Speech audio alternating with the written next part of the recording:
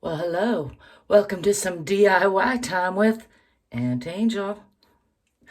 I'd like to start off by reminding you that there's a reason that professionals get paid well, hopefully, because they know what they're doing. So I am in no way trying to say that you should or even can do any of this yourself. I am merely sharing my experience as I fumble through my first time trying to do a thing. And actually, if I'm honest, it is not my first time getting into this mess. It's scary, isn't it? I don't want to let you peek at it too much. This is a shower that actually my mother and I put this stall in about 30 years ago, 35 years ago, some crazy amount of time, because time just flies. And it's probably been leaking for 20 or 35 years. I don't know. It was leaking before that. So just now I pulled out this gnarly piece of gnarly, ugly plastic. Feels good. The shower is officially coming down and getting revamped. And I have some cool plans for some granite and some stone to redo this. Hopefully I'll be able to make a video in the future showing you. But today's gruesome episode is really about how to replace old faucets that they don't make anymore.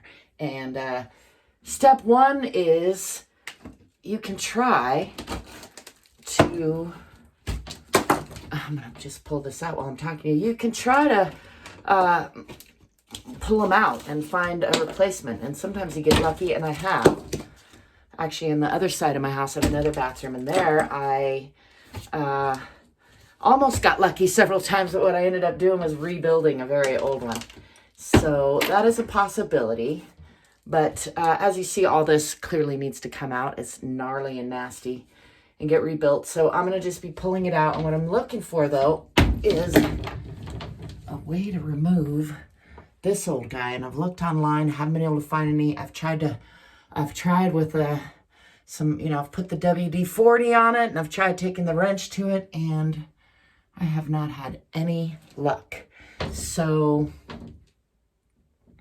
I think that this part comes out, this little valve part. This, I believe, is just a straight compression valve.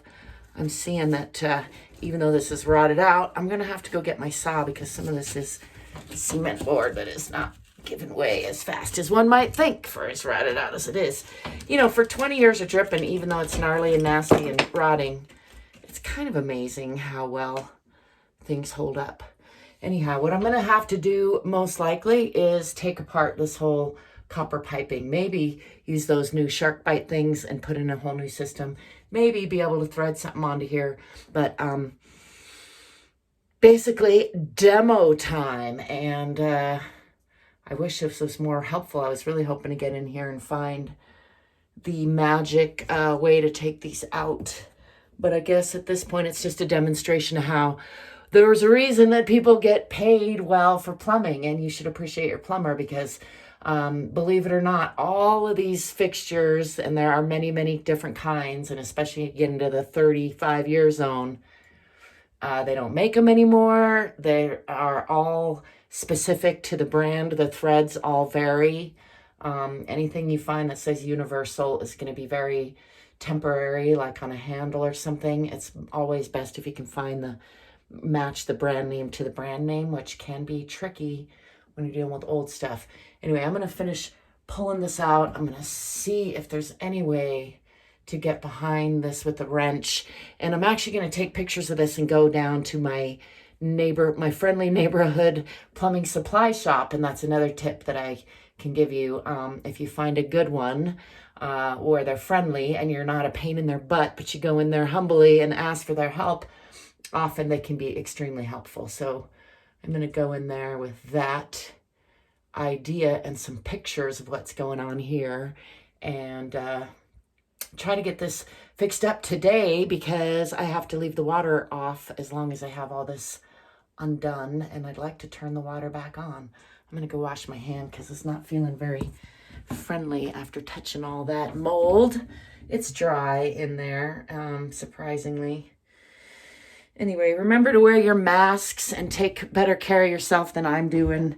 Hire a professional if you can. And let me know if you have any questions or comments. Wish me luck. I'm going to get into this thing. Ciao for now.